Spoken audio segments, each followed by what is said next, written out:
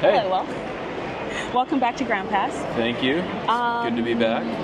Good to have you back. And we'll publish this on the Doubles Only podcast as well. Welcome to the Doubles Only podcast. Awesome. It's a combo. What are those things called? Like a crossover. Yeah, It's a crossover. Cross-promotional episode. Yes. If it's loud, everybody, we're at the U.S. Open. Outside of Grandstand. Yeah. Between Grandstand and Court 4, and the match on Grandstand just ended. Demi Schurz and Louisa Stefani took out Bethany Maddox-Sands and Sophia Kinnan. A good team. Straight sets. Today's been a straight sets day. Yeah, I've not seen a third set today, other than the mixed. Yeah, the mixed, we just, I just watched Bopana play against Ebden, actually. Mm-hmm. Doubles partners against each other, and that went to a tiebreak. Yeah. So, yes, welcome to the U.S. Open. I'm here with you to talk doubles because as someone who, we support ground passers. Like, we love ground passers. We always support getting a ground pass and coming to a tournament. And this is the second week of the U.S. Open. And if you get a ground pass, you're mostly watching doubles if you come over.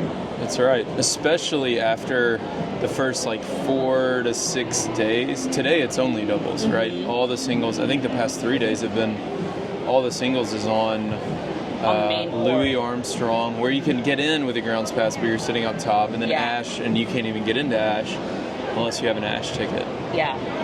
This year's U.S. Open has been kind of weird because the grounds passes a lot of days have been more expensive than the Ash tickets and the reserve seating because it's in such high demand, which is good for tennis and good for doubles. But it's been it's been a really fun week. There's a lot of kind of surprising partnerships, like we were just talking about before we recorded, and then some teams that are back from injury, teams that are making deep runs late in the year to make a push for the year-end final. So there's a lot of really good storylines going on here on, what is today? Labor Day, Monday.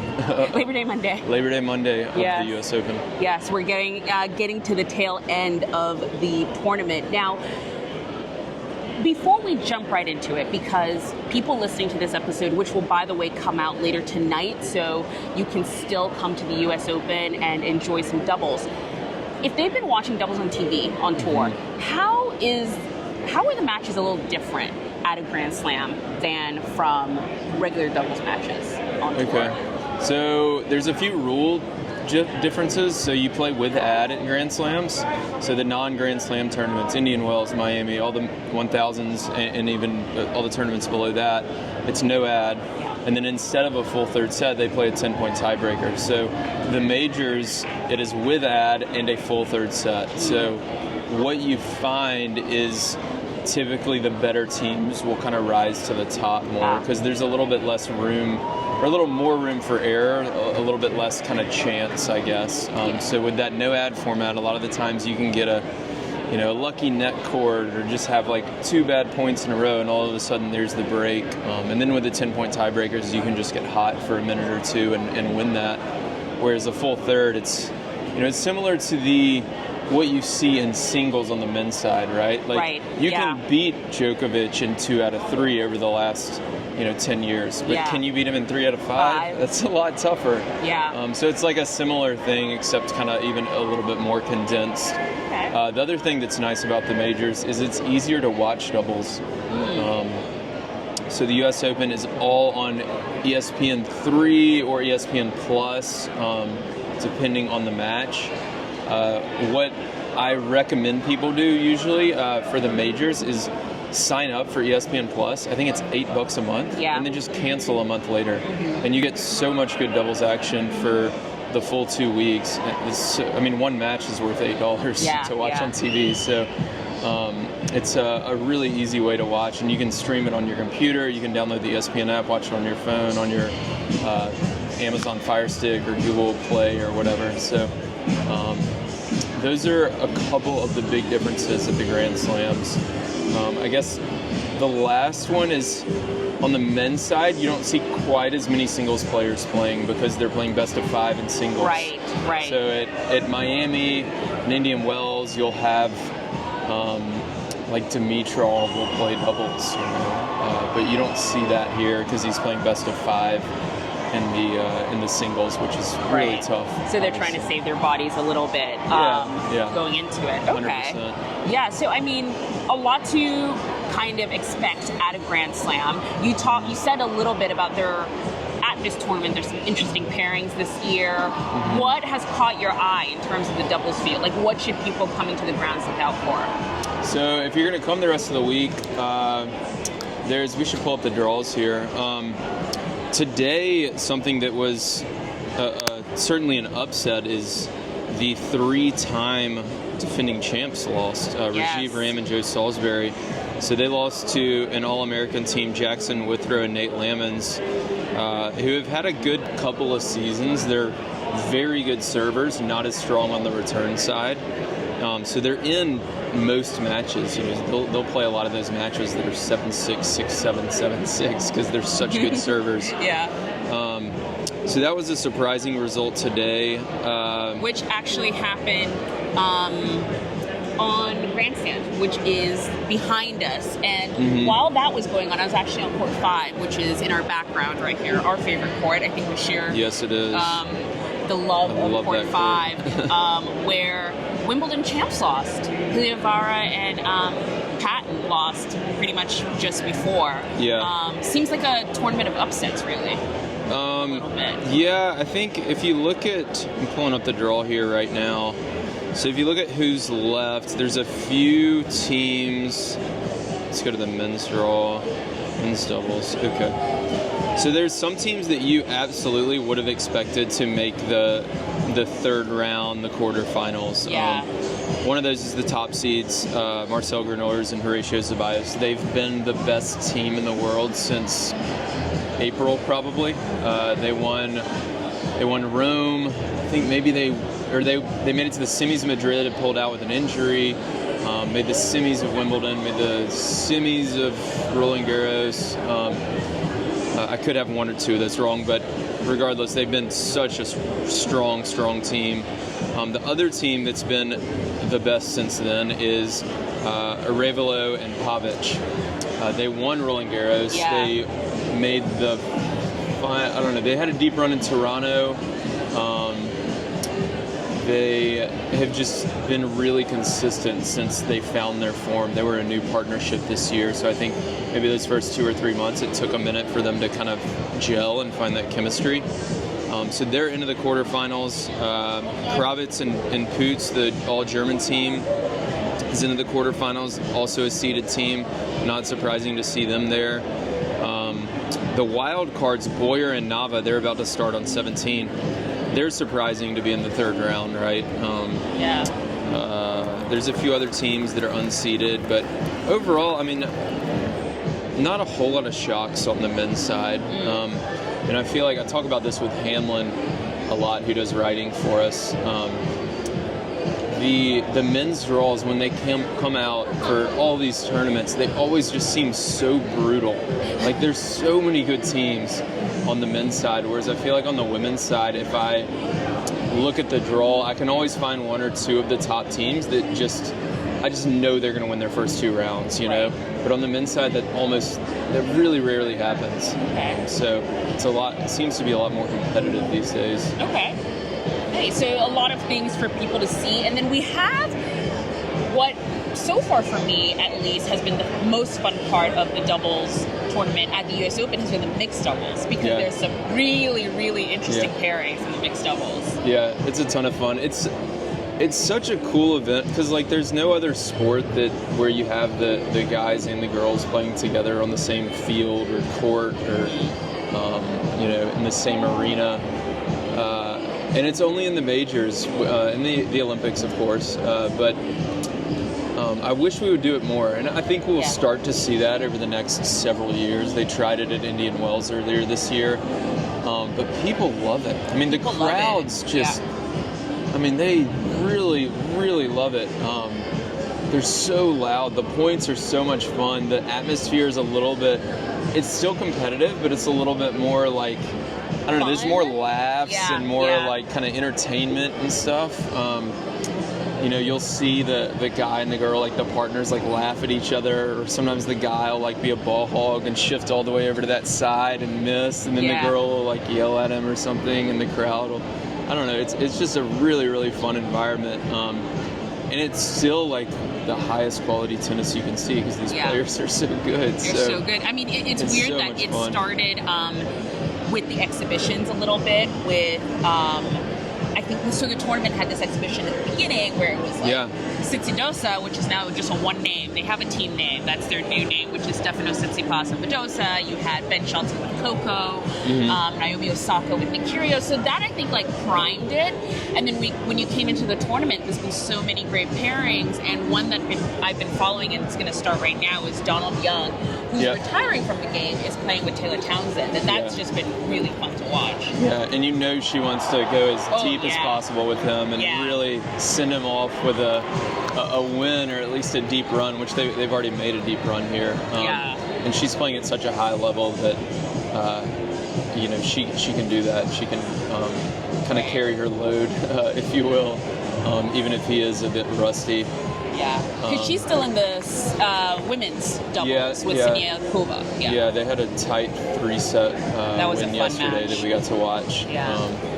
So they're certainly, them and probably Dabrowski and Ratliff are probably the two favorites right now on the women's side. You know, both Dabrowski and Ratliff won the U.S. Open last year. They always, since they partnered up last year at the U.S. Open, they've gone deep in all the majors that they've entered together. I think semifinals in Australia this year, semifinals at Wimbledon this year. They didn't play Roland Garros together.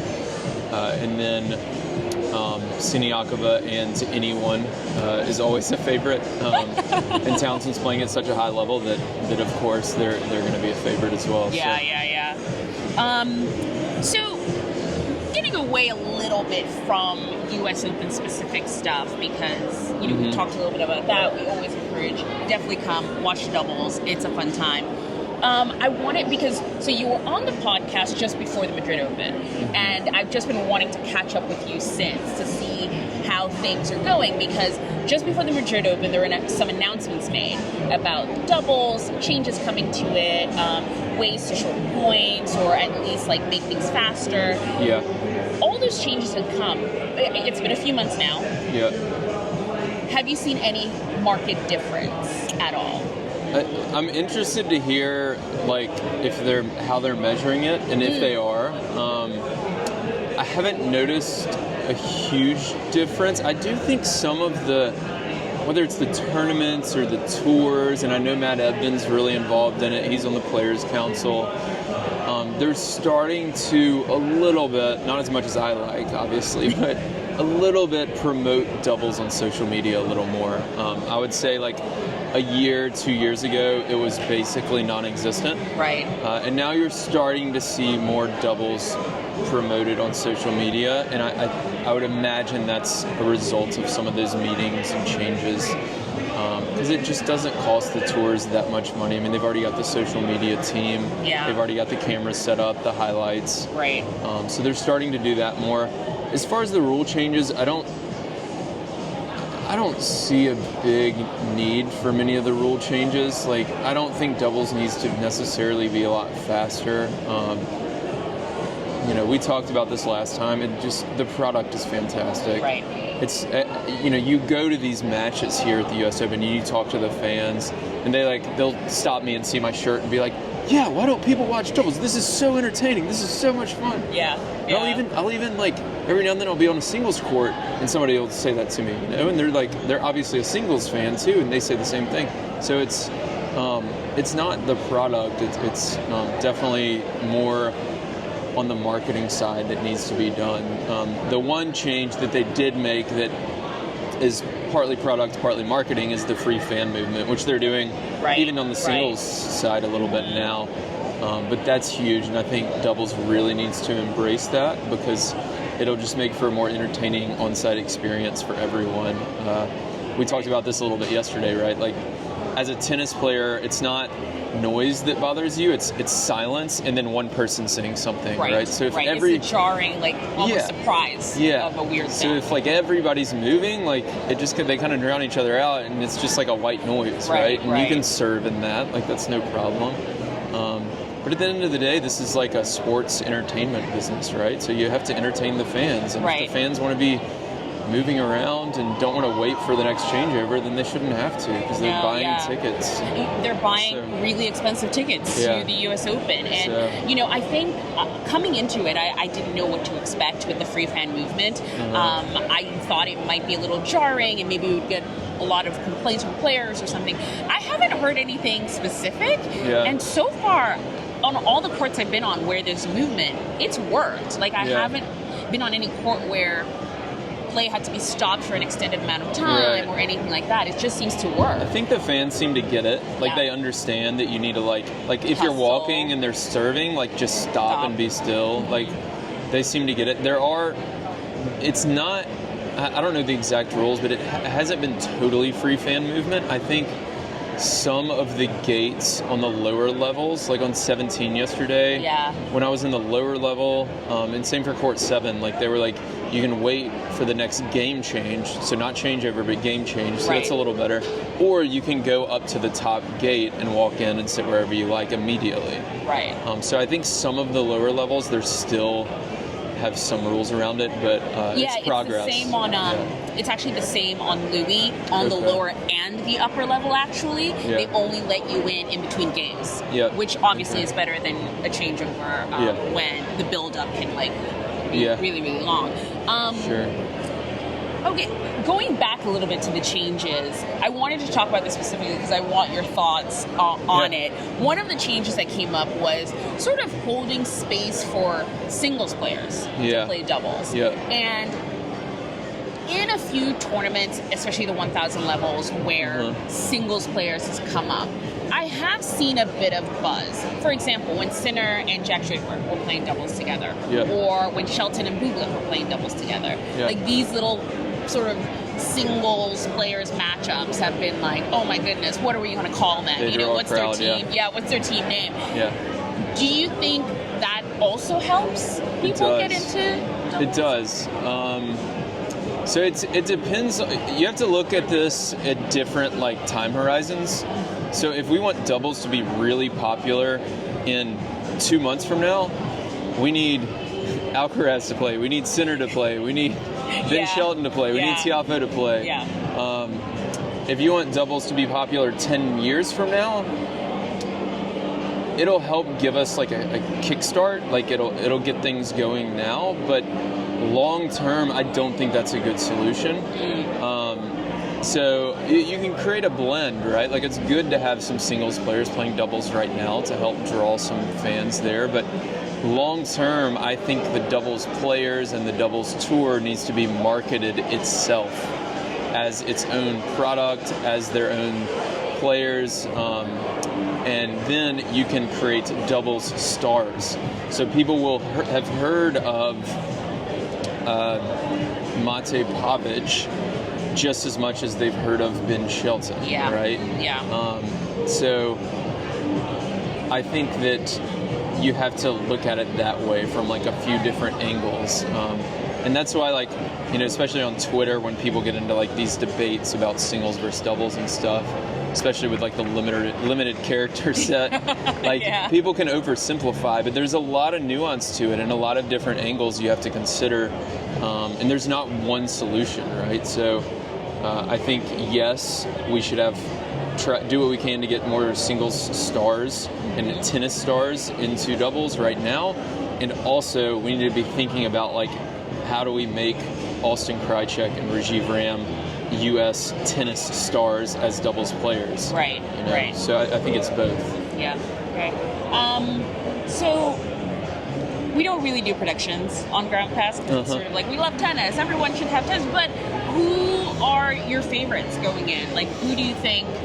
I mean, the defending champs are out on the men's side.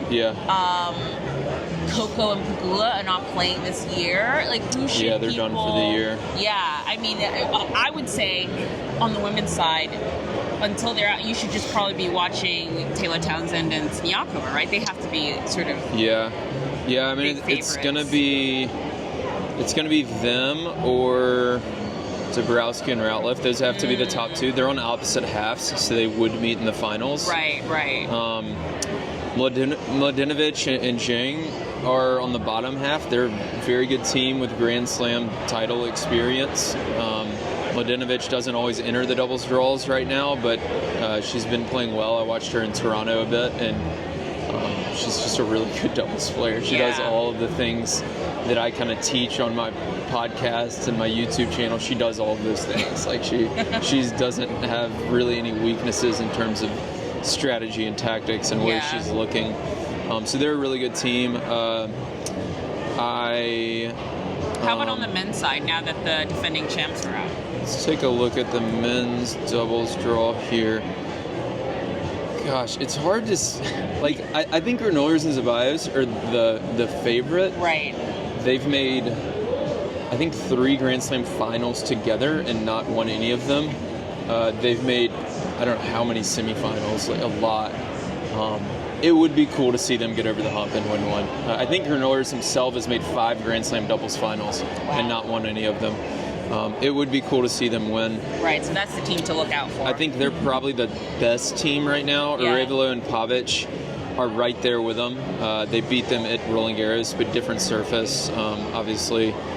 And then Kulhov and Mektic are a really good team. They've been playing well. They beat the Wimbledon champions, like you talked about, and it was 2-2. Yeah. I didn't see the match, but that's a convincing scoreline. And I talked to Kulhov earlier this year, and he said, like, I said, what are your goals by the end of the year? Because this is his final year on tour. He made it very clear, I want one more major. It was very clear. And, like, I think, this is his last chance. I bet he worked super hard the last month. Yeah, no, that's what it felt like on court. I watched, like, the last few games of this match, and I just thought, are they running through it? Like, it was a sprint. There was no sort of, like, let's pace into it. And based on the scoreline, I feel like that's probably what the match was about.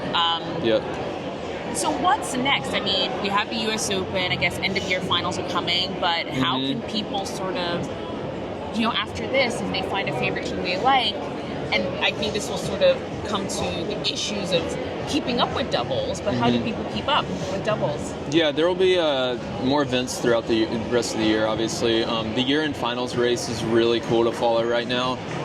There's so many teams between that, like, 5 and 6 to, like, 11 and 12 spot, and only the top 8 make it. So they're all kind of jockeying for positions. Some of them at the end of the year will enter a 250 that's got a really weak field to try to win the tournament and just get those extra points they need. So that's really fun to follow. Davis Cup is coming up. Billie Jean King Cup is coming up this fall as well. And doubles is very important in both of those. So, there's still lots of opportunities to watch. If you're in the U.S., Tennis Channel Plus is one of the best ways to watch, especially the WTA side. Tennis TV on the men's side is a great way to watch. They're both around $100 a year. Yeah. It's not that much if you're a big tennis fan. Yeah. And they also have monthly options. If you want to just watch one tournament, you can sign up and cancel. And then if you're not in the U.S., I know WTA TV works well in the non-U.S. And I need to get together like a page on my website, like how to watch doubles. I keep talking about this. How to watch I just any don't tennis. know. I need to have like some like Australians contribute, some Europeans contribute, some people from Asia, Africa, like everywhere, to figure out like what all the streaming services are by like country or region or something. Right. No, that's something we've been working on as well. To sort of, because it's tough. I wish there was one answer. Hey, go to this place and watch it all. Yeah. But it's depending on the region, depending on where you are. Rights are constantly changing. So too many hands in the pot. Yeah, it can be hard. Well, Will, thank you. Yeah, Thanks for joining me for this like little quick hit from the U.S. Open. I hope the sound has been great. This is going to be a test to see how it's been. But where can people find you? This is a combined podcast episode, but where can people find you? We're going to publish on both. So my website is the best place. You can find everything there. to follow everything I'm doing, sign up for the newsletter. So if you go to thetennistribe.com, right there on our homepage, just enter your email. I send out a newsletter every Thursday with free doubles lessons, which are, some of them are written doubles lessons, some of them are video doubles lessons, and then whatever that week's podcast episode is, which is sometimes a strategy focused episode, sometimes it's an interview with a pro player or a pro coach. So there's a lot of content on all the social media channels, but I send it all through the newsletter, so that's probably the easiest way to follow. Yeah, I love that. Actually, I'm like, oh, I haven't signed up. I need to sign up, because it's so funny you just said that about the free doubles lessons. You know, new fans of tennis who start coming to tournaments, so ground passers who then want to play tennis, for the most part, start with doubles. Yeah. They all start with doubles. Yeah. So it's like, why don't we just watch more doubles, everyone? It seems like... This is too hard. So what about for my listeners? Where do they follow? How do they find Ground Pass? Well, Ground Pass, we're mostly on Instagram is where we post like daily stuff. We don't have a newsletter yet. We're still so small. Maybe one day. But Instagram, you can find us. Threads a lot. The Threads community has been really, really great. We love sort of chatting back and forth with new fans on there.